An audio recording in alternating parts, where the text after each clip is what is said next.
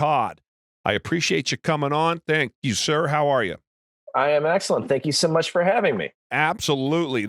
I saw your bio and your intro. I went over there, and the one that jumped out at me the most, again, by way of background, I've bought and sold a dozen companies, and we're coming up on $500 million in revenue over the years, and I've owned every kind of company there is to own. And so I got quite a bit of experience, and the one that stood out to me that I wanted to hear your thoughts on is imposter syndrome. Yeah. I know what I think about that, and I would love to hear what I think we're on the same page with what that means, but fill us in on.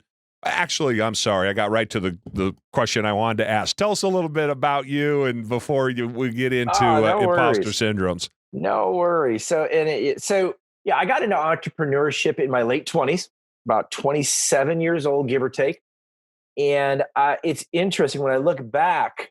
I used to tell myself part of my imposter syndrome was telling myself why I did what I did, and I got into entrepreneurship because at the time I thought, I've got a better solution to a problem. And I opened a recruiting company, and I used to drive people to work before there was Uber. We used to have these buses, and we'd pick people up. And I always told myself, well, I just have a better way of doing business. I have a more clever way of delivering human capital to manufacturing companies around Metro Detroit.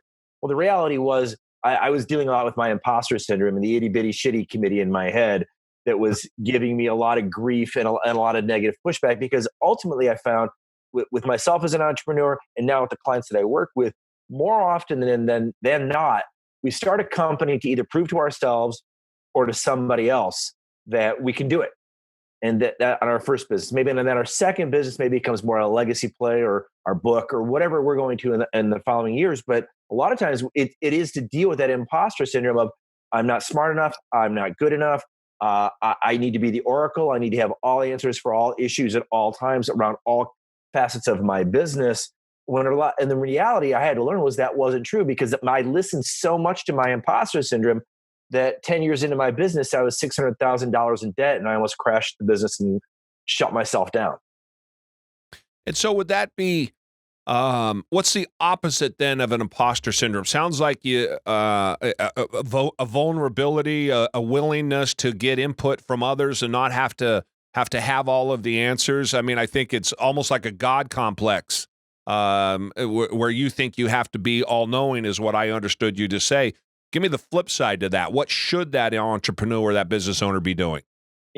From my experience and what I teach my clients is, specifically now during the tough times of COVID, it's communicate, and then communicate some more. And when we communicate, go through it, what I call ATV, authenticity, transparency, and vulnerability. So when I suffered from imposter syndrome, I wouldn't tell my staff I didn't know the answer to the problem.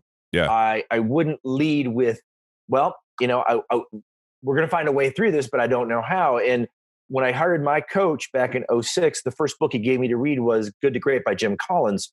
And in there is the Stockdale Paradox.